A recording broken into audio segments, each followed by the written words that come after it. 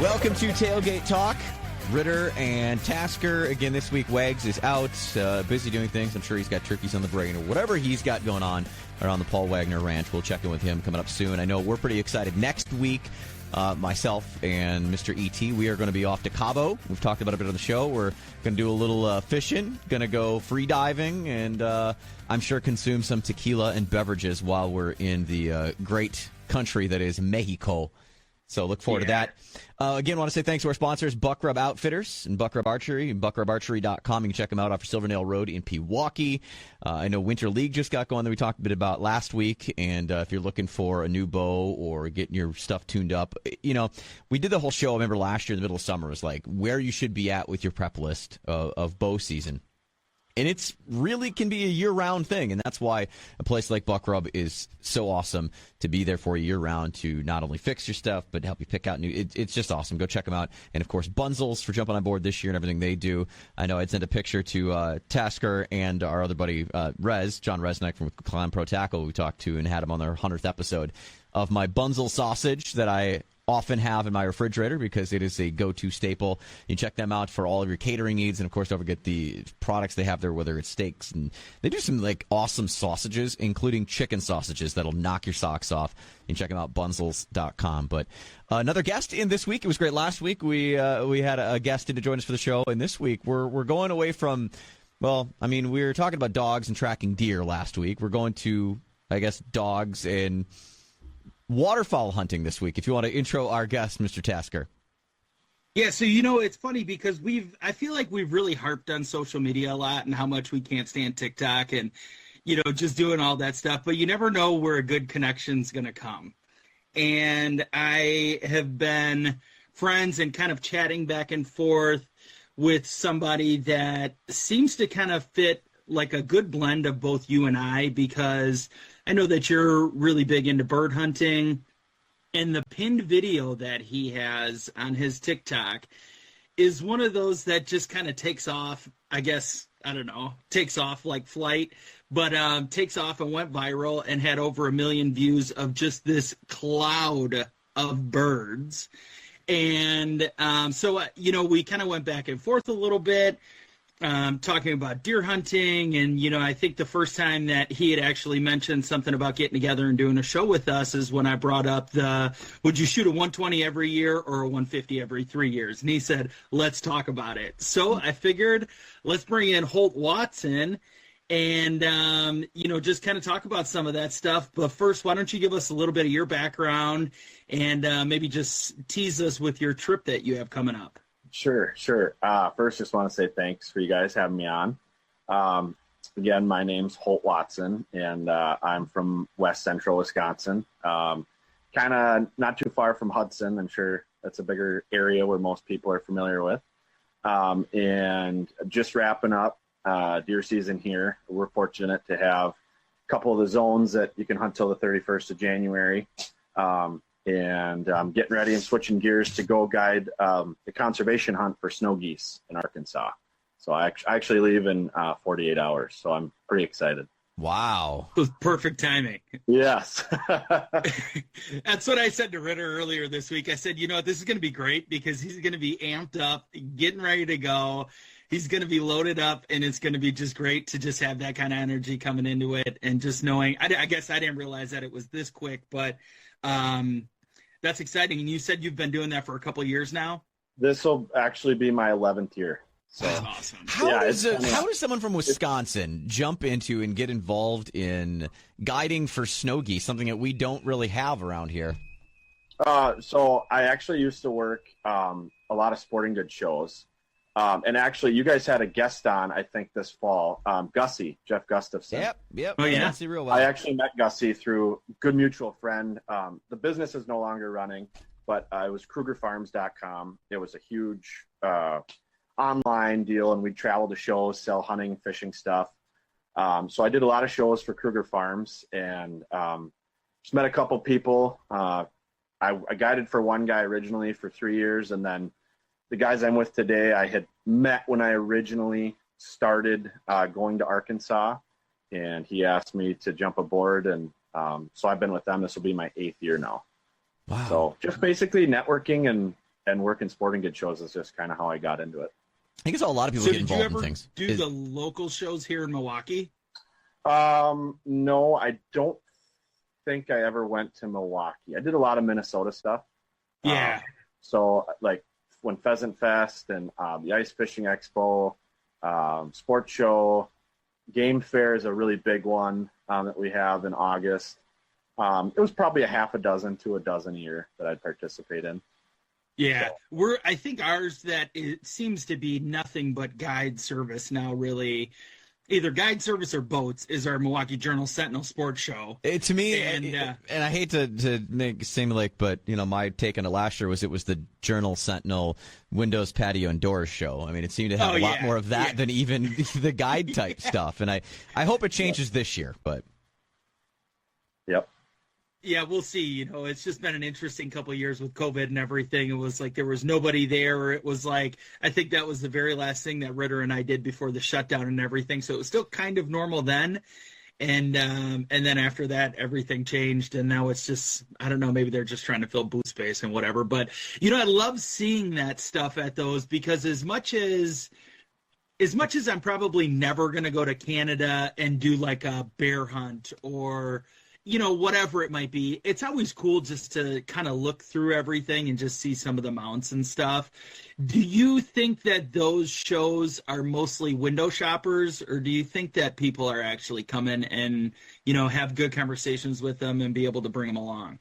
I mean, so I'll give you two things. So when I used to work shows with Kruger Farms, people are looking to buy stuff. I mean, it was nonstop. Like a Game Fair was our really big one. That's in Anoka, Minnesota. There's a lot of people that come even from out of state to that one. People were looking for before season deals. They're looking for on everything, waterfall camo, ammo, you name it. But I think when you get into more of like a sports show, where there's kind of a variety of people there, like resorts or boat dealers or that gets a little bit trickier where you create conversation but you really can't expect to maybe sell as much as you would at something where there's a lot of retailers there in the same realm that you're in. So I think it can go both ways, but the more of our bread and butter was like the Game Fair. That's really what, when I worked shows, that was the buying. That was a lot of buying. Yeah. So you were working some of the shows, and then, are you a really passionate bird hunter, and that's how you decided to explore this more, or did it just come from connections? Connections. There's a guy I met through a friend of mine that I goose hunted with, and he came with us one day, and he said, "Man, I really like the way that you're Canada goose hunt, you got attention to detail, blah, blah, blah." I said, "Would you ever want to come to Arkansas?" I'm like, "For what?" He's like, "For the snow goose conservation hunt." I'm like, "Man, I've never even really hunted snow geese, but sure, why not?" So at the time I was more of a on the landscaping side of things. Now I do highway construction, but it's always fit kind of my schedule because I'm not doing much in the winter. So, and down there it's warmer, it's where they winter. And so I gave it a shot, and here we are 11 years later. So. Yeah. What a great, kind of ratio. It's like, if an angler was a teacher, it works out perfect. But for avid outdoorsmen who like to either bird hunt or to deer hunt, doing construction, things really slow down, especially road construction really slows down in the off season or our peak season. So, it's just what a fortunate situation for you to be able to do that, and then to be able to, bring in some additional income, heading down for a few weeks. Yep. It's got to be just such a fun, I guess, kind of path for you throughout the year. Yes, no, it is. And the nice part is when you are gone that long, it's hard because even if you have a tough day in the field or just some days it's like work, where you just want to go home and you can't go home. So that part is tough. But at the same time, the group of guys that are down there have all been in it since, they were asked to be, or since it's expanded, and everybody gets along really well. And, we're all really good friends outside of just being in Arkansas. So you work with a group of different guys, right? Like it's not just like you with one group. It's multiple guides that take crews out together. Yeah. So we have basically we work in like pairs or trios, I guess, more of like a pair deal, but a lot of decoys to set out. Yeah. So and actually the clients, they're not required, but it's just kind of become a thing over the years. But they actually help us pick and set every day.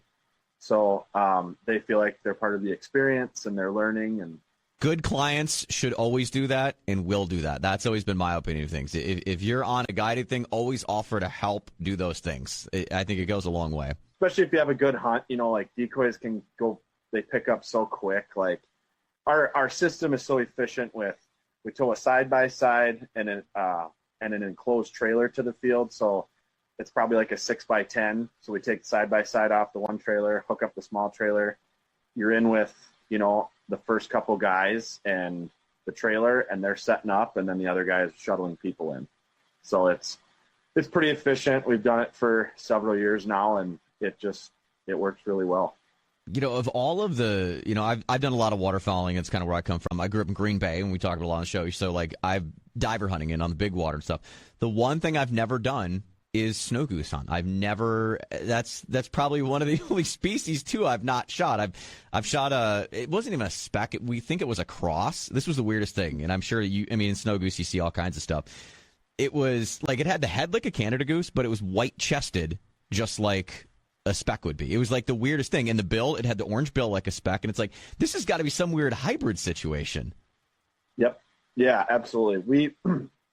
We haven't, I guess, in the conservation season run into a lot of hybrids per se, but more or less there's a couple species. So you have blues, snows, and then roskies. Yep. And a lot of times what we've been running into, it's kind of a trophy is like a blue phase Ross. Okay. Yep. So a Ross goose is just tiny. You've probably seen them before. They're just a really tiny, they look like a tiny snow goose. They're tiny. And then it'd be like a tiny blue. It looks like a miniature blue. So short beak, like a lesser Canada. So those are cool. I actually have one from last year that's coming home with me when I come home from Arkansas. So that's awesome. Well, look forward. Yeah. We're gonna get more into that in the whole aspect of snow goose hunting and just waterfowling and everything in general as we continue. More tailgate talk coming up here next.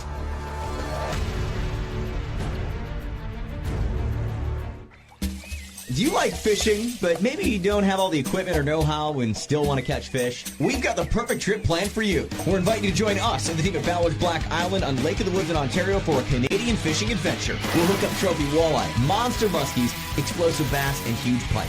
And the best part is, this is an all-inclusive fishing trip, fully guided. You'll stay in modern cabins, meals are all included, and this is really a no-worry, super inclusive, just show up and catch fish trip. Group of buddies, dads with kids, husbands and wives, girlfriends, everyone's included and gonna have a blast. But you gotta hurry up because spots are filling up fast. You can get all of the info at blackisland.com. And let's go get hooked up.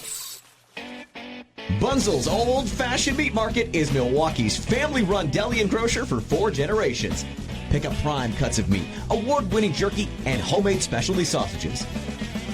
They're open, so come on in or call ahead and they'll have your order waiting when you get there. Bunzel's famous meat deal for January includes 2 butter garlic chicken breasts, 2 homemade brats, 1 whole or cut up chicken, a pound of lean ground chuck, and 2 chicken patties, all for $20.23. You can see all of their specials online at bunzels.com.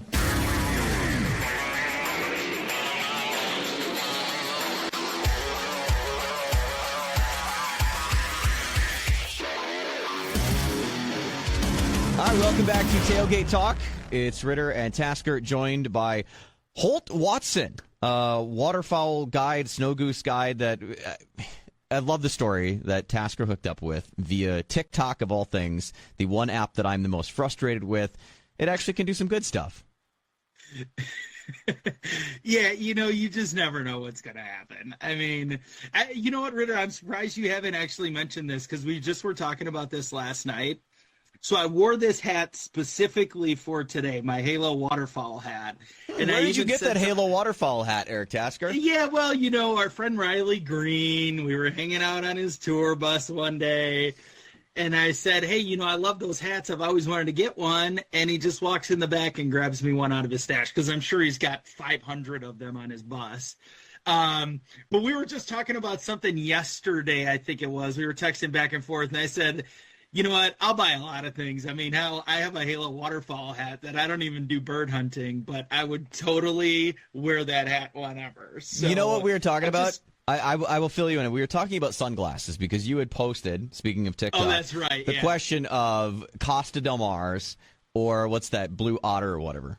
And I made the remark, it is Costa for life. That Blue Otter thing is just something, a company that uses country artists or influencers to try and sell subpar glasses. I'm sorry, Costa Del Mar, or I'm not wearing them. That's my take on it. Okay, well, first, Riley Green can convince me to buy anything. And that was where that came from. So there we've now I'm filled not in giving up my Matthews, but there's a lot of other things that I'll buy that he's promoting. So, So Holt, do you have a preference? I mean, I don't know if you're big into fishing or not, but are you a preference guy? I know you've got Sitka, but what about sunglasses? Actually, Costas. I've had Costas forever. It's something switched hands with them. I think they actually became under new ownership, or the company sold here in the last few years, if I remember right. So yeah. Some of the warranty stuff has changed a little bit, but they're still pretty reliable and easy to work with if you have a scratch lens. Something. So I've just always stuck with them. Which to me, the glass lenses they're less likely to scratch. I've had both the 580Gs and the 580Ps. The Ps are pretty easy to scratch. And what? Oh, you always get the scratch right there. Right, oh yeah, right mine where you is look. like it's right in that spot every time. Right at the bottom of my left eye. Yeah. And I was so frustrated because I don't know, I had to like slam on the brakes one day. My sunglasses were sitting on the side. I was just getting ready to put them on. They were on the passenger seat. And, of course, all of my crap flies on the floor. And I'm like, I've had these for less than a week, and here we are already. Going to have problems. But they've been good ever since then. But I do have the Ps and not the Gs. So I think next time I'll have to get the glass ones. Yeah, you're gonna have to go with the Gs. And I'm very specific while we're now like sorry, we'll get back to Holt. We'll get back to the waterfall and stuff. But with sunglasses, very particularly with color and with style and with what it is, I'm a big fan of the green mirror with the amber lens because that's the best for sight fishing. The blue mirror, that's like the open ocean, open water, big bright sunny days. And then the gray, I mean, you can wear, but I don't really have use for it. To me, I'm such more of the sight fisherman guy. I'm very specific. I need my green mirrored amber lenses. Okay. Yep. Sound like a giant Costa ad. Hashtag sponsor me. Yeah. hashtag give us all the sunglasses. Oh, great. So let's talk about this a little bit. I know that we've talked a little bit about waterfowl now, but we kind of started this conversation from the 120 every year or the 150 every couple years. Mm-hmm. And you didn't give me anything else besides we should talk about this. Mm-hmm. So let's talk about it. So, I think, and I forget the page that we follow that posted. I follow them. I guess I can't say you do, but the guys that posted that, I watch a lot of their stuff they post. And I think more or less they were just asking, what would you rather pick, not counting age. But when you ask that question, I just think it's very broad because for me, obviously, who doesn't want to shoot a bigger deer? Like if you have a chance to shoot a bigger deer, whatever, score-wise, great. But, some deer, like kind of where you and I are at, where we hunt in the state Tasker is, those deer do get pretty big. But you start getting up into like Douglas County and Bayfield and some of the northern states, they do have big deer, but some of those deer genetically, they never make it there. And the real accomplishment that I think people forget sometimes is like, if you kill a mature deer, that's a win for me. Yeah. Because they got old for a reason. They're not dumb. So that's just where, like, if I'm answering the question for me, that's my response. Some guys might be like, well, 120 just doesn't trip my trigger, so I'm going to sit there and wait. And that's fine. I'm just the type of person also where, if you're the one that says, I want to shoot the 150 and you're shooting a bunch of 120s, I'm probably going to call you out for it. Cause I'm like, well, hey, you're not letting them get there, stick to your guns. Just, if you want to shoot the 120, I think it's great. If you're excited, that's what it's about. Like, I want all my buddies and my family and friends and whoever, I want you to be excited about what you shoot. For and sure. Stick to your guns. Don't be influenced by everybody else. And that's just be honest to yourself and be honest to the guys you hunt with. You know, I think when it comes to deer hunting with that, and you talk about shooting bucks, if I ever get to the point where I'm basing my success on a measurement, I'm doing it for the wrong reasons. That's just my take on it. It's, like we talk about all the time with the guys from Okayest Hunter. We're going to be on their show coming up here in a couple of weeks and love, collabing with those guys all the time. Your tag, your hunt. You know what I mean? It does. I've never been a person that gets caught up in measurements and what it is. Like, yes, like the buck that I shot this year that I was unable to recover, I would have, just for kicks, would have put up, just to get a measurement. But I know it would have been maybe 100, if lucky, type thing. But I was still super stoked because I'm a highly pressured public land. And like you said, it comes down to the genetics thing. Sometimes where people are, you're lucky to get an 8-pointer that's, whatever, 80 to 100 inches. So, like, that's sometimes where the internet doesn't do us any help, I feel, when it comes to that, the hunting realm and what we determine as success. It's like me. It'd be like me going out and going, man, if I don't catch at least a 4-pound bass today, was unsuccessful. Hell no. Every freaking 12-inch, 8-inch, 10-inch, whatever I get in the boat, I won. I'm like the more fish I catch, the better the day that I feel happy. It doesn't matter if I don't catch a big one at all. Some lakes, they aren't going to be that big, or in the area you are, there's just, some things are stunted. You're just going to find the smaller ones. I try not to base my successes on measurements. That would be my answer to that question. Right. And I think just something to add is, this is a generic term that people give me crap for, but it's all relative. So like you just said, you hunt highly pressured public land. Well, you compared to somebody that has a farm in Trempealeau, Vernon, or Greene, or Monroe, or Buffalo County, it's you gotta, the standard is different. I feel like sometimes, you might be sitting there waiting for a 150. It might be completely unrealistic. There might not even be one there. Right. Versus those guys or those people that are over in those other counties or that area. So it's, it's all in what is, you got to do what makes sense. You don't want to be, in my head, when I'm in the woods, I need to be realistic with myself and go, okay, I know for sure that this deer and this deer are in here, but if one walks by and I have no idea what it is, but I get excited, if it's big enough, I'm probably going to whack it. So send it. Right? I mean, yeah. Because otherwise, why are you out there? If you have to talk yourself into it and do this and be like, wow, should I? Man, if you see a deer and you instantly grab your bow, it's game over. I mean, that's how I feel. Exactly along those lines. I can't remember. I think I know we've talked about it on this show a couple times, but it's all about the different stages of maturity for different hunters too. Like last year, 2021, my dad shot his first ever deer with a bow after 47 years or whatever. And it wasn't huge by any means. I mean, it was like a 5-pointer maybe, but it was like essentially a 5-pointer stacked on top of these 2 little spikes, where it was just little buttons that were coming off of there. And it'll probably always be one of my top 3 memories with him, just so cool. But for somebody else, they'd be like, I wouldn't even think about doing anything with that deer. Mm-hmm. And then you get the people like I guess myself, where I'm kind of in the middle. Like I'm not gonna shoot spikes anymore, but I won't pass up a 6 or an 8-pointer, especially a really nice 6 or an 8-pointer. I mean, we're on public land in Eau Claire, and the back road, the trail road that we hunt on. If there's people that are we're lucky to have more than probably 500 yards between us and the next kind of groups of guys on that road.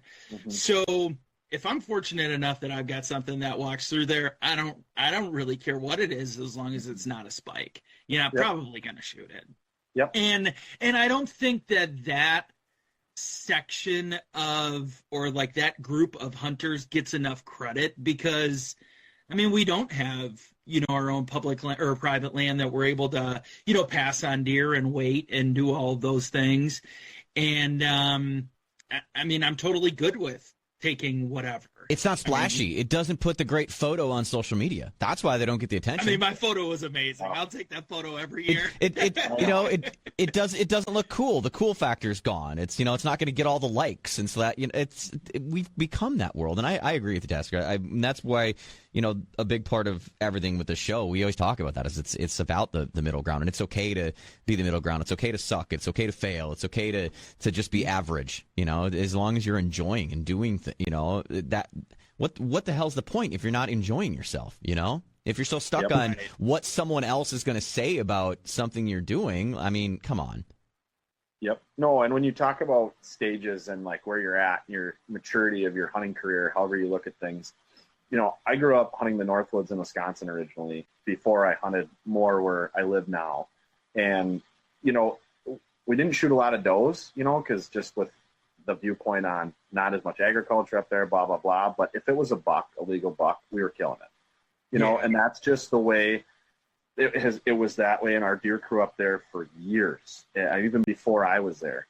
And as I got older and I really got into bow hunting more, I just, started to shift and be like, okay, I got a few under my belt, and then with the rifle, I shot a few bigger ones. And so it was like, okay, where am I at here? Just make sure, my whole thing is just make sure you're excited when you shoot it. So this year, for example, I had one chance at a very nice 8, beautiful 8. I had several pictures of them, and too much going on. I didn't have my bow in my hand, but I've had this thing in my head where, I've wanted, the next, I guess, age class up, and I've got them. So I just stuck to my guns, and I saw one of them. I didn't come close enough for a shot with the bow. But I held that all the way through here up through January. And that's just what it's about. I don't want people to be at the end of the season and just go, oh man, I should have shot that one, cause right. For me, this has been one of the best seasons I ever had. And I didn't fill a buck tag. I mean, I had some of the best sits, all day sits, and people would beg for them. And so that's really what I try and reflect on and tell myself at the end of the day. I agree with that. Let's say of all the sits I did, I only sat twice where I didn't see a deer. I at least saw a deer on every sit other than 2. And that was, it was a great season. I shot a buck, didn't recover it. That part sucked, but had some other unfortunate situations we've talked about on the show. We're not going to relive. You can go back sometime if you want to listen to old episodes about that, but yeah, it was. Yep. I agree. It was a great season, and I have nothing in my freezer to show for it, and it was a hell of a time. Loved it. Yep. That's just such a big part of it. I mean, for me, the way that I've kind of structured my season the last couple of years, at least, is that I'll do like a 5-day weekend where we'll get up north. So we'll go up Wednesday night, hunt Thursday, Friday, Saturday, Sunday morning, and then come back. And then we'll actually take that week, like the Halloween weekend leading through the first weekend of November, and we'll spend, the 9 days up there. I mean, it's, a lot of things go into that for me. I mean, that's like the craziest time of year for me at work, but it's also the time that I save all year, and I wait for that time because it's like a soul cleansing time to get away. It's no care in the world, but it's also just time to sit in the woods and just enjoy yourself and be able to relax. We probably hunted less this year during those 9 days because I shot a buck right away on Saturday. So there was not a care in the world for us, but it was still, it was still so good to be able to do that and to just be able to get away. And my dad didn't shoot a buck this year. I don't even think my dad saw a buck this year, maybe once or twice, but he still had a great season, so it's just, there's so much more that goes into it than filling tags. And that's just, and that's just all part of it. I mean, I've actually got a question for everyone that has to do with that exact topic. And we're going to get to that. We're going to take a quick break. We're going to come back. I'm going to ask that question that has to do with enjoying things or what's more enjoyable as we continue more tailgate talk coming up here next.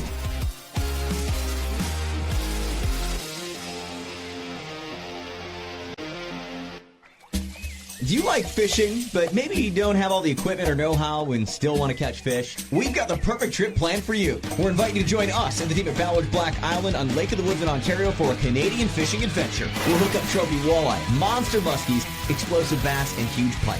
And the best part is, this is an all-inclusive fishing trip, fully guided. You'll stay in modern cabins, meals are all included, and this is really a no-worries, super inclusive, just show up and catch fish trip. Group of buddies, dads with kids, husbands and wives, girlfriends, everyone's included and gonna have a blast. Meals, beverages, fully equipped boats, plus the guide, it's all included. And this year, we're taking over the resort, August 19th to the 24th. To get the best rate, save big, you're going to book your spot before February 28th, but you gotta hurry up, the spots are filling up fast. You can get all of the info at blackisland.com. And let's go get hooked up.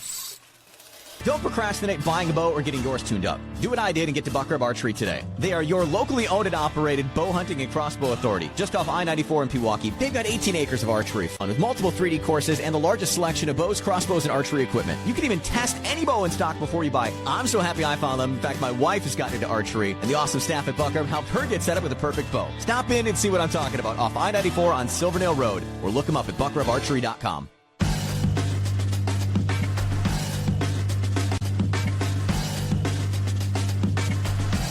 All right, welcome back to Tailgate Talk, 97.3 The Game. It's Ritter and Tasker. Again, follow us on socials, at On The Tailgate. I am at The Real Ritter, as in fishing reel, at Wisco Bow Hunting for Tasker. And joining us, look, we're kind of virtually all separate again today.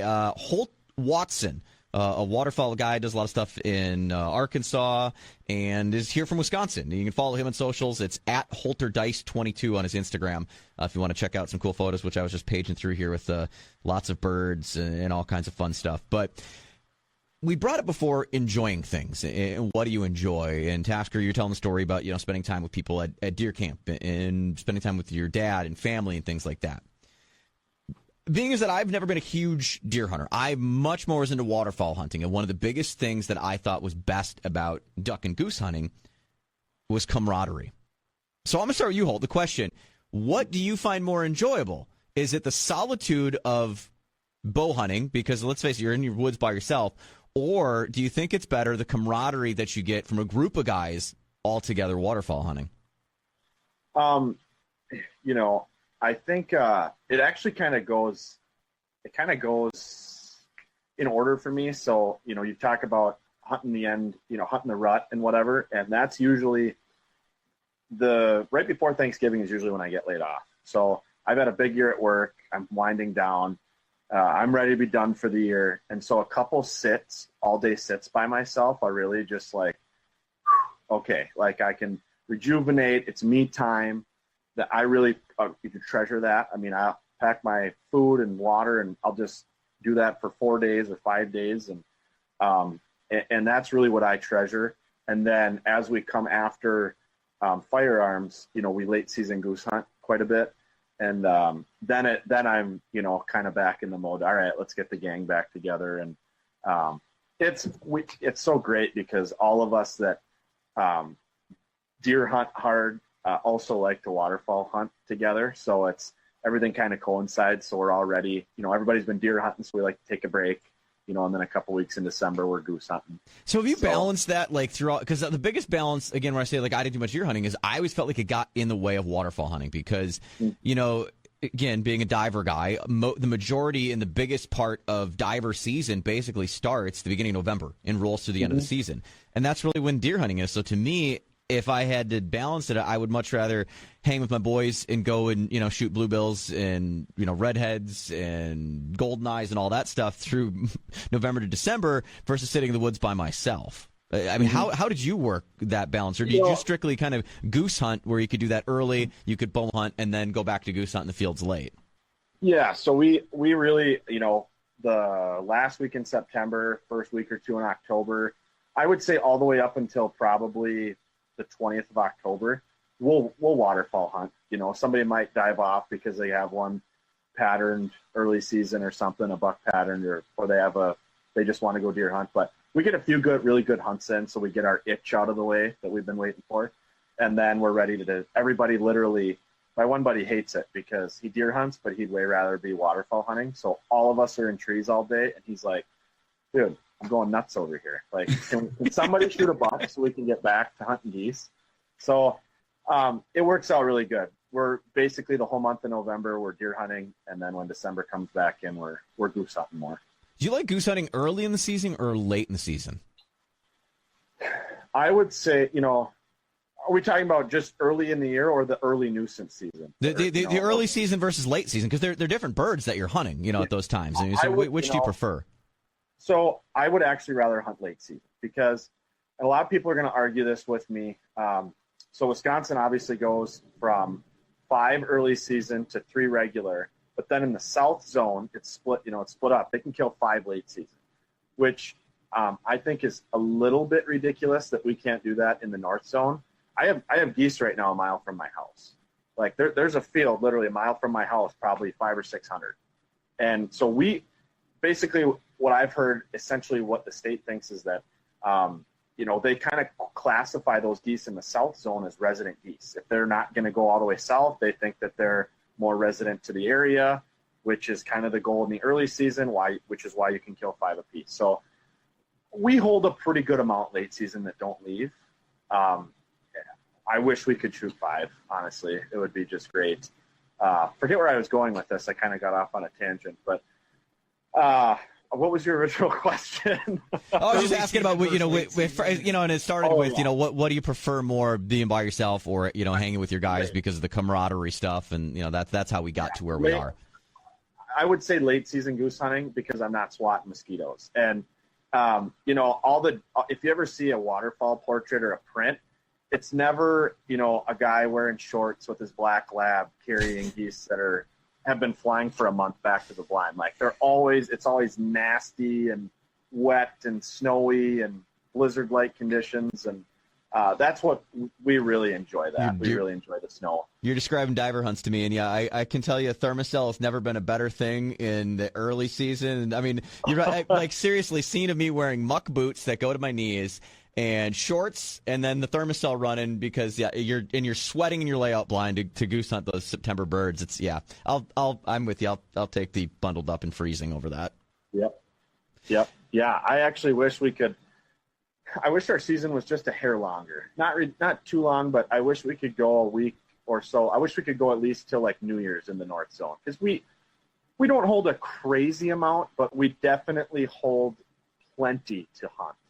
For everybody through them. They just, and I think it's changed over the years. I think that geese, whether it's Canada geese or snow geese or whatever, but the less that they have to fly south, I think especially those adult birds, they're going to just, if they don't have to go too far south, they're not gonna. Well, it's like you. If you don't have to go too far, you're not going to go too. I mean, we're all, it's nature, but.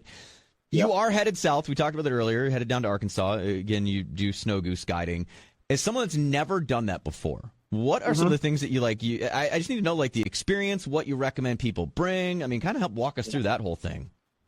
You want to make sure that so there's no shell, like in Arkansas. There's no magazine requirement. It's no plugs.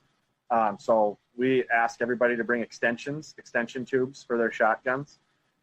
So it's great. Like I dump half a box of shells in one round, I'll holler to get them and here we go. Half a box is gone. So, that's one thing we actually require that. Like you need to show up with extensions.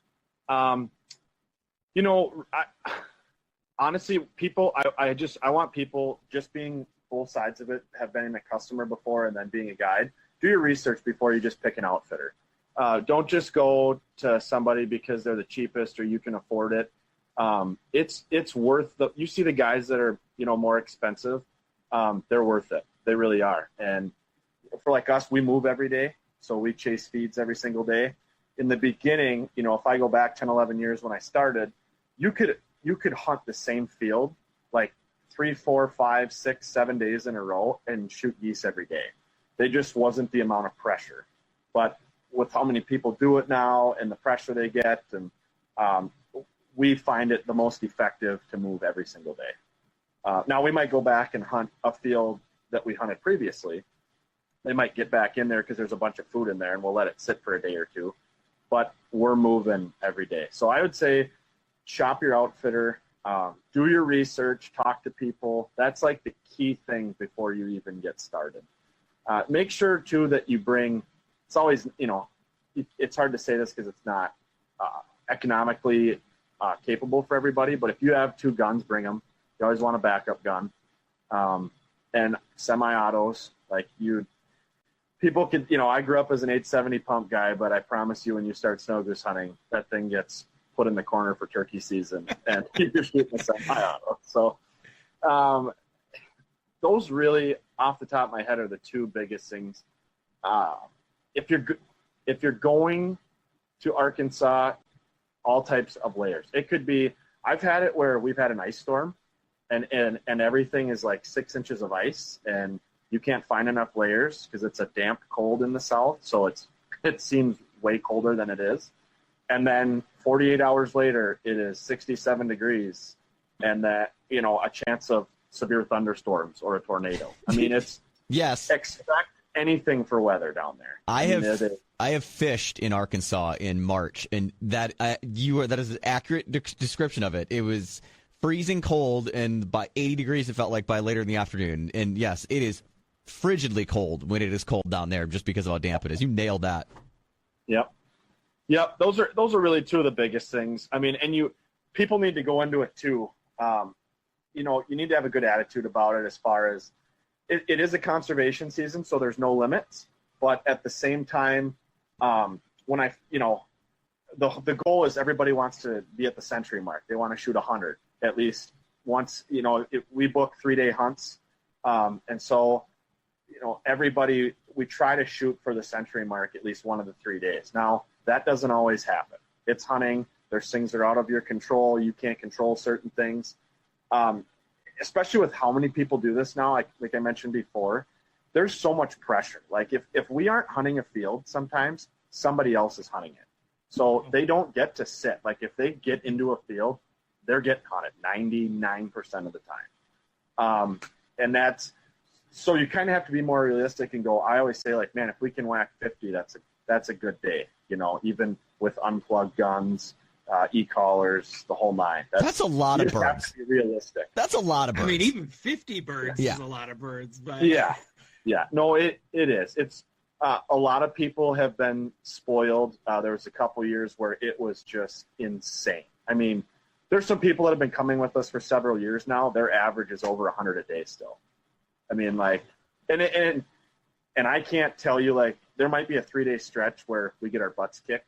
And then we're like, oh, man. And then all of a sudden we get a new batch of geese to show up and we're just knocking them dead, So the best thing people need to do is just go into it with an open mind, high aspirations, low expectations. We want to do well. And especially our crew, we want to kill them as bad or worse than our clientele does. That's really the goal in mind. I'm going out to scout like if I was scouting for my buddies. 100-some birds, 50 birds. What do people most commonly do with the birds? Lots of jerky, lots of for me, I get we do a lot of summer sausage, brats, ground. I actually do a ton of ground, a little bit of pork in it. We actually had a group. We had a big day. We shot 500 some in a day, and it was ridiculous. Yeah. And actually we had a pastor with us, and they took them. He said, I want them all for our church congregation. And so they made I think he said gumbo or jambalaya, 3 different big church meals after church. So wow. Yeah, there's tons of things you can do. There's also places to donate. You can donate the meat. They have that set up in Arkansas too. There's tons of options. And actually last spring with the bird flu, I don't think Arkansas, but I think states like South Dakota and North Dakota actually said, if you're afraid to take them, you don't have to eat them, because they just weren't sure what was transpiring with this. And the bird flu is still going on. It's actually really bad this fall. Yeah. Last year it was more in the adults. This year it's in a lot of the juveniles. So there's tons of things you can do with them, poppers, whatever. But I don't mind them. I eat a lot of it. So how many boxes, or I should probably say cases of shells, do a group, or would one guy or girl, whatever, one person go through in a 3-day hunt? I think what we usually tell people is to bring, I can't remember if we say to bring 3 cases or 2 cases. The most I've ever shot on a hunt is 18 boxes, which is just shy, obviously, of 2 cases. So yeah, that was a big day. But that was a big day. It was great. And I used to think it was crazy, on some of our layout hunts. I used to think it was crazy on diver hunts to go through 4 boxes. I mean, it was common. We'd tell guys that, would come out with us the first time. We're like, listen, bring minimum 4 boxes. You're going to shoot 4 boxes, hunting divers. Yeah. Well, the last thing you want is to not have enough, obviously. I mean, then what do you do? Then you're borrowing or what, it's just. And as guides, we usually have extra ammo available. So like if something happens or that's kind of also why we work in pairs. So like what we'll do is we'll set up and then I might lay with the guys and my partner will be out. He might wait until, we volley or whatever. If it's a really good hunt, he'll make sure we're good and then he'll go scout. But I might call him and say, hey, I need you to run some ammo out here. So he might run the side-by-side out quick with a couple more cases if it's just gangbusters, So yeah, that's the call you want to make, right? That's a good indication for a good day. So yeah.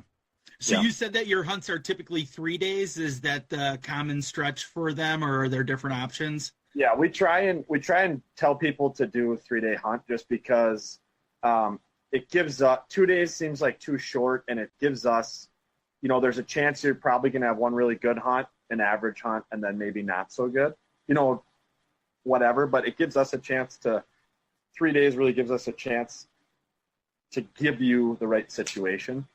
So even when things are tough. And then, like a lot of times what we do is Monday, Tuesday, Wednesday, Thursday would be our flex day, so some guys might do 4 days or, we got groups coming in for the weekend and they might just do Friday, Saturday, Sunday, or they might do Thursday through Sunday. Sure. So we leave Thursday as like a flex day, but 3 is what we shoot for. Any other questions you've got, Tasker? I don't think so. I don't think that we've talked about like your actual guide service, the name, or if you want to get some of the information so people know how to get in touch with you guys. Sure. It is Snow Addictions Guide Service. And let me get the number here quick. You can, John Olson is one of the owners, and he does all of our booking. And you can get a hold of him. I can give his number out here if you want me to say his number. Yeah. It's 218-289-2748. And that, again, that's for John Olson. He and Adam Mertz are the 2 owners of Snow Addictions. I've known both of them for a long time now. And it's great. I know there's times we have a little bit of a waiting list, and a lot of our rebookings it's probably 90-ish%, 95.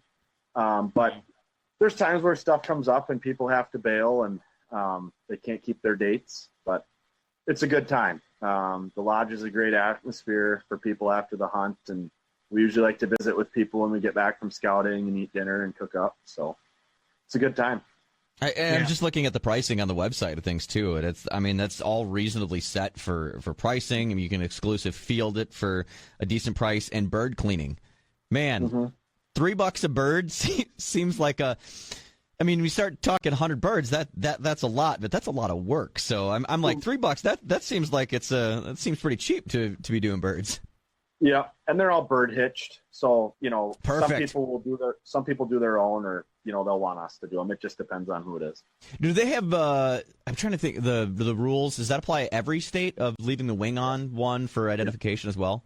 Yep, absolutely. Yep. So that's, people come with huge coolers and garbage bags. It's just it's crazy. We got to clean the cleaning station like once a week. It's just it's so messy. You just got to take order and take a couple hours and get things back in line. So. It's got to look like a scene out of a horror film. Yeah, it's Yeah, like I can't even losing imagine what it would take, how many hours it would take to clean 500 birds from, one hunt. My Yes. goodness. I mean, I've done 50 geese once. That was the most, and that was ridiculous. And I'm like, no one should ever do this ever. This is crazy. Yeah, and big honkers are kind of tough to do with the bird hitch. I've never really done a lot of them, but the snow geese are a little bit easier. So we have like a system where somebody kind of opens them up and then rips them, another guy's ripping them through the bird hitch. So it actually goes fairly quick with how our program works. Awesome. Well, hey, I think we could wrap up here. We appreciate the time, appreciate the insight. I feel like I've learned quite a bit of like the one species that I've not gotten a chance to harvest yet. So someday it'll be bucket list. We're crossing off a bucket list though next week. As we're headed to Cabo San Lucas for fishing, because that's always been like my number one bucket list thing, to go through the arches and go fish there. So I'm all about crossing off those bucket list things. So let's not count out snow goose at some point in time. Perfect. Sounds good. All right. Well, we'll be back and we'll check in from Cabo next week right here on Tailgate Talk. For Holt, for Tasker, Wags, who's out, I'm Sean Ritter, and this is Tailgate Talk on 97.3.